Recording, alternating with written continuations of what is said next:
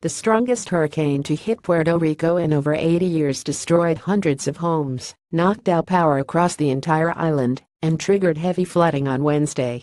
The onslaught could plunge the U.S. territory deeper into financial crisis, leaving at least 9 people dead in its wake across the Caribbean. Hurricane Maria blew ashore in the morning in the southeast coastal town of Yabucoa as a Category 4 storm with winds of 155 miles per hour. It was expected to punish the island of 3.4 million people with life-threatening winds for 12 to 24 hours. "Once we're able to go outside, we're going to find our island destroyed," said Abner Gomez, Puerto Rico's emergency management director. "The information we have received is not encouraging. It's a system that has destroyed everything in its path."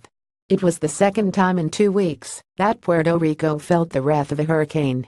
There was no immediate word of any deaths or serious injuries. As people waited it out in shelters or took cover inside stairwells, bathrooms, and closets, Maria brought down power lines, snapped trees, tore off roofs, and unloaded at least 20 inches of rain.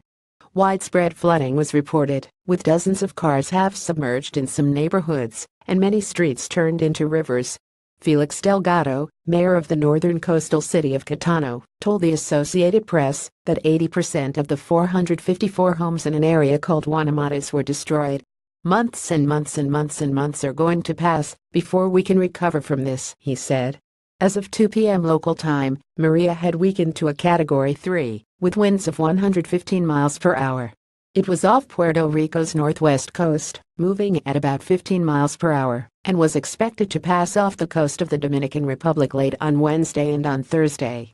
Even before the storm, Puerto Rico's electrical grid was crumbling, and the island was in dire condition financially. Puerto Rico is struggling to restructure a portion of its $73 billion $54 billion debt, and the government has warned it is running out of money. Governor Ricardo Rossello urged people to have faith. "We are stronger than any hurricane. Together, we will rebuild." He later asked President Donald Trump to declare the island a disaster zone, a step that would open the way to federal aid. Many feared extended power cuts would further sink businesses struggling amid a recession that has lasted more than a decade.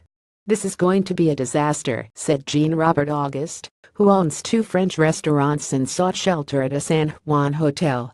"We haven't made any money this month."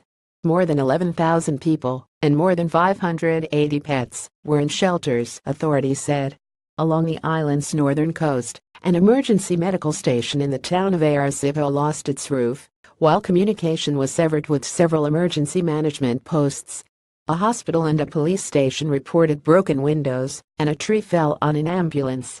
As the storm closed in on the Dominican Republic, about 4,000 tourists in the Bavara-Punta Cana area on the eastern tip of the island were moved to hotels in Santo Domingo, the capital. Previously a Category 5 with 175 miles per hour winds, Maria hit Puerto Rico as the 3rd strongest storm to make landfall in the U.S., based on its central pressure.